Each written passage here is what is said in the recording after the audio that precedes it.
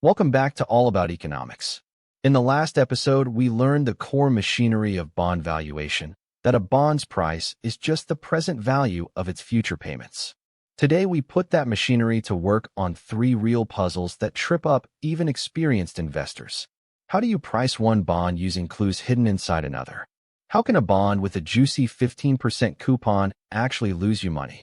And how do you find the final value of a whole portfolio of bonds?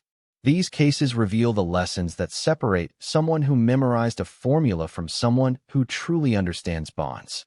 Let us put on our analyst hats and solve them. Section 1. The detective's mindset. Bond analysis is really detective work. You are given some clues, a few known prices and payments, and your job is to deduce something unknown, like the fair price of another bond. The key realization is that bonds are not isolated. They are tied together by the same underlying interest rates in the market. So if you can extract the market's discount rates from one bond whose price you know, you can use those very same rates to price another. This is the puzzle-solving spirit of finance. Rather than being handed the discount rate, you often have to uncover it from the prices the market is already showing you, and then turn around and apply it elsewhere. Section 2. Pricing one bond from another. Here is our first puzzle.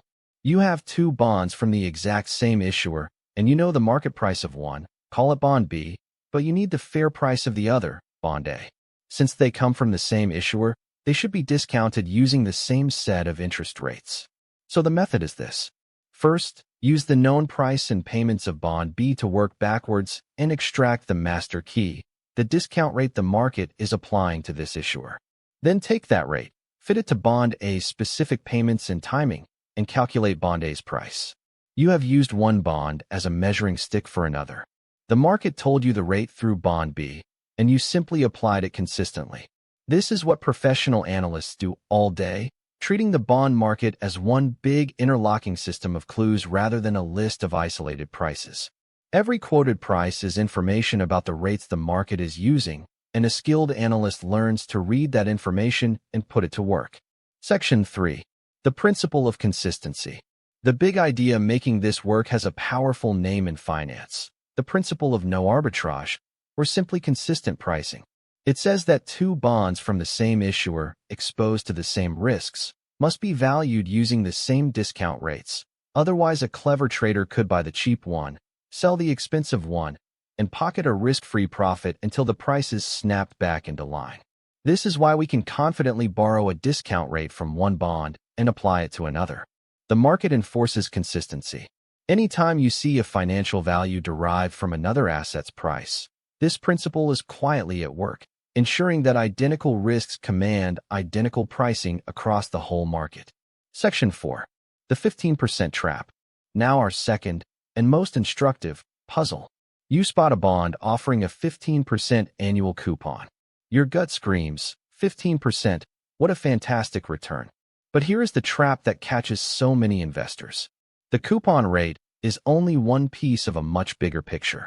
The coupon tells you the fixed cash payment relative to the bond's face value, but it does not tell you your actual return. What truly matters is what the investor walked away with, relative to what they paid and after costs.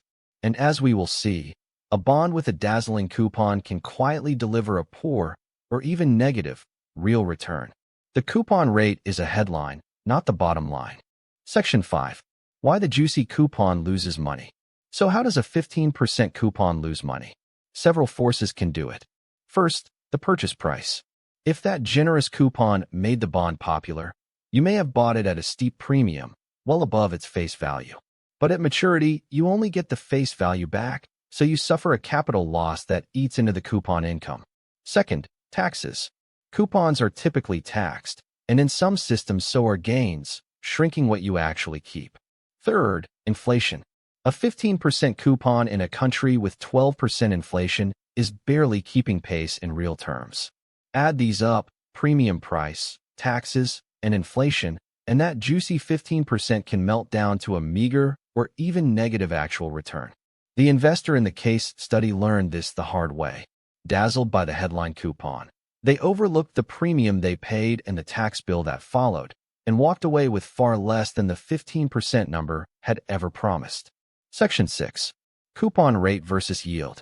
This puzzle teaches the single most important distinction in bond investing: the difference between the coupon rate and the yield to maturity. The coupon rate is fixed and superficial, just the annual payment over the face value. The yield to maturity is the true measure, the actual annualized return you will earn if you buy the bond at today's price and hold it to maturity, accounting for the price you paid, every coupon, and the face value you get back. A bond bought at a premium has a yield to maturity below its coupon rate, while a bond bought at a discount has a yield above its coupon. Always look at the yield to maturity, never just the coupon. That is the lesson that 15% bond was trying to teach. Section 7. Zero coupon bonds. Our third case introduces a special and elegant creature, the zero coupon bond. As the name says, it pays no coupon at all. So why would anyone buy it? Because you buy it at a discount, well below its face value, and at maturity you receive the full face value. The difference between the low price you paid and the face value you collect is your entire return. A zero coupon bond is the purest expression of the time value of money, a single future payment, and its price today is simply that face value discounted back at the market yield. With no coupons to track, pricing it is beautifully clean, just one payment, discounted once over the full life of the bond. Governments issue these all the time as short-term treasury bills, and they are a favorite teaching tool precisely because they isolate the time value of money with nothing else to distract you. Section 8. A portfolio's final value. Finally, let us value a whole portfolio. Imagine you hold 2 zero-coupon government bonds with different maturities and yields. To find the portfolio's final value, you handle each bond on its own path.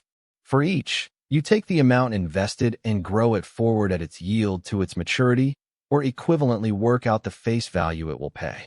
Then you simply add the results together. The portfolio's total value is just the sum of its parts, each valued by the same consistent present value logic we have used throughout. The lesson of all three puzzles is the same.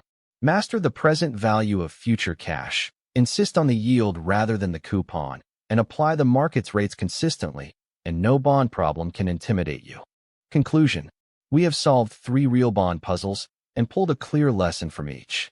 You can price one bond using the discount rate hidden inside another because no arbitrage forces consistent pricing across the same issuer.